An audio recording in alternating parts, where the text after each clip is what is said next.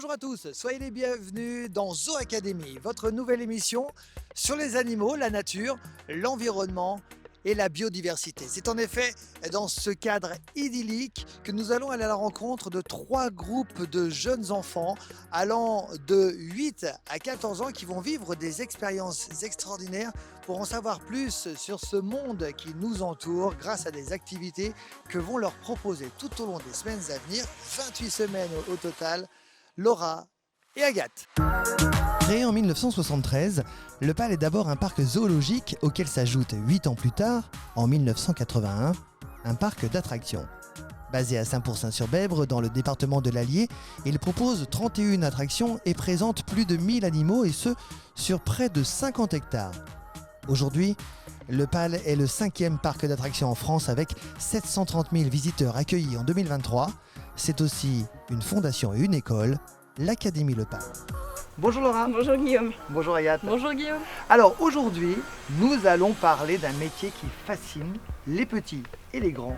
C'est le métier de soigneur animalier. On va en parler avec toi dans un tout petit instant. Avec toi Agathe, j'aimerais qu'on parle plutôt on vient de parler du parc, le PAL, mais on n'a pas encore parlé de l'Académie, le PAL. Ça consiste à une activité extrascolaire où en fait les enfants vont revenir toutes les semaines en atelier avec nous sur 2 heures.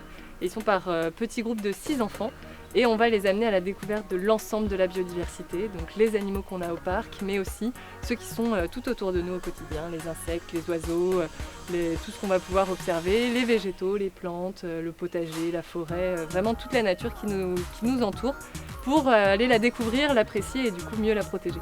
Alors évidemment, tout au long de ces 28 semaines, nous allons découvrir cette académie et ces différents enfants, ces différents jeunes qui vous accompagnent. Et on va commencer par soigneur animalier. Voilà, le métier vraiment qu'on connaît le plus en parc animalier. Donc là, l'idée, c'est que les enfants découvrent l'ensemble des missions que va faire un soigneur animalier dans sa journée. Et pour aujourd'hui, on part sur le secteur des oiseaux. Eh bien, c'est parti.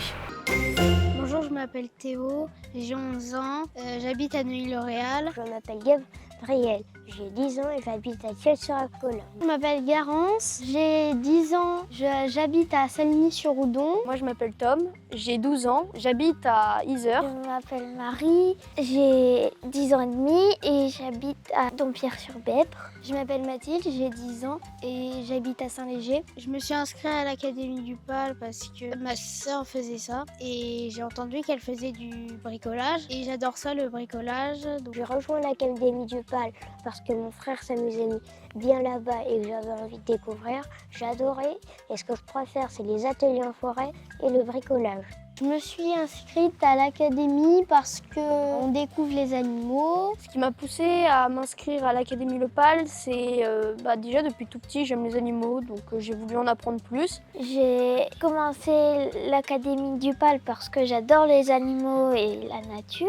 Et j'aimerais vraiment en faire mon métier. J'aime beaucoup le PAL parce qu'on est en contact avec les animaux. On fait plein de choses différentes. Chaque année, c'est pas la même chose. Mon animal préféré, c'est le panda roux. Et mon activité préférée, c'est le PAL.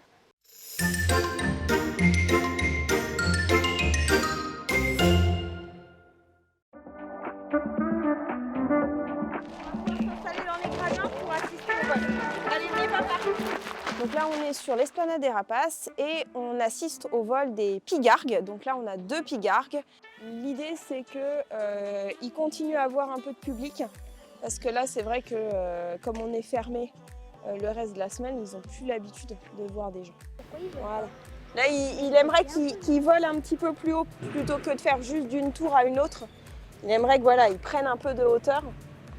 Mais là, aujourd'hui, ça demande un petit peu de force. Donc Ice, il aime pas trop les gens, il a un peu du mal à voler au-dessus de nous, on nous contourne un petit peu. Donc ça c'est normal, c'est un jeune pigargue, il a que 1 an.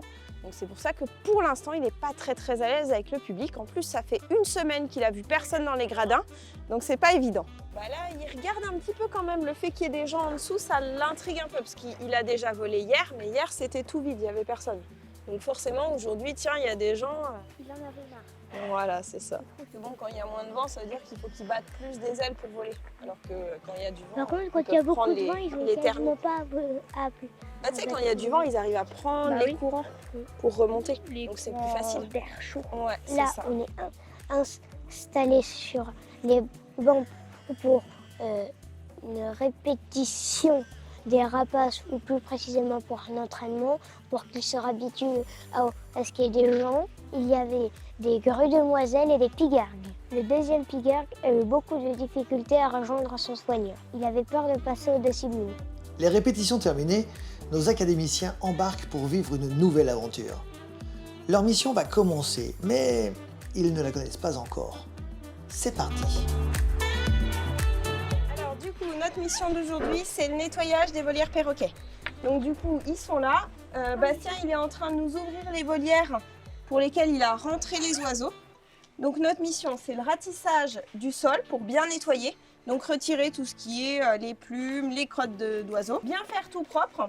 Et ensuite, on pourra mettre la nourriture et Bastien, il pourra ressortir les oiseaux. Avant de rentrer dans les volières, on fait passage dans le pédiluve et puis après, on pourra se mettre au nettoyage. Ok ?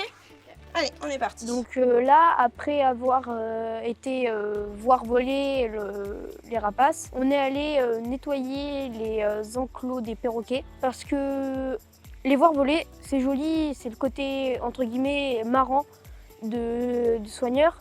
Mais derrière, il faut aussi qu'ils soient bien dans leur peau. Et du coup, bah, nous, on doit nettoyer leur enclos. Petits oiseaux là. Allez, drôle de petits oiseaux. Allez, garance. C'est un nettoyage qu'on fait quotidiennement. Et donc là, on va nettoyer les volières extérieures des perroquets. Donc on a un soigneur qui a rentré les perroquets dans leur bâtiment. Et maintenant, on va pouvoir passer au nettoyage. L'idée, c'est de ratisser l'ensemble de ce qui traîne par terre, bien retirer les crottes, bien retirer également tout ce qui est les feuilles, les plumes qui vont rester par terre ou les restes de nourriture. Laura, on vient de trouver une plume, elle est trop belle. Elle a du bleu dessus. Bah, Marie vient de trouver une plume. Voilà, merci. Ouais. Bah, regarde, c'est les conures soleil qu'on est plumes comme ça. T'as vu ? Un peu bleu, un peu jaune. On voit du vert. Tu vois du vert, toi ? Oui, il y a du vert, du jaune, du bleu. Moi, je vois que du vert et du jaune. Donc là, à l'instant, je viens de ratisser l'enclos des perroquets pour pouvoir enlever leurs plumes, leurs caca et tout ça.